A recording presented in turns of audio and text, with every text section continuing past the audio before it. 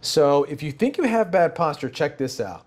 When we take cervical x-rays or neck x-rays, as you see here, what we want to see is a natural curve, a natural subtle concavity in the upper part of the neck going in this direction. And although this particular patient doesn't have horrible posture, we can clearly see that their curve goes forward. So it's actually a reversal of the curvature that we want. And this is a really bad problem, mainly because of what you can't see and how it affects other soft tissue structures like the discs in between each vertebra, the spinal nerves, other connective tissue, other soft tissue. So let's see how we can address this.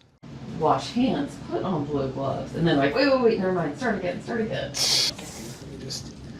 Yeah. That's good. All right.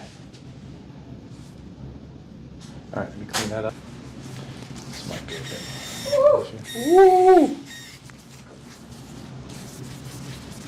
Paul, as much as possible.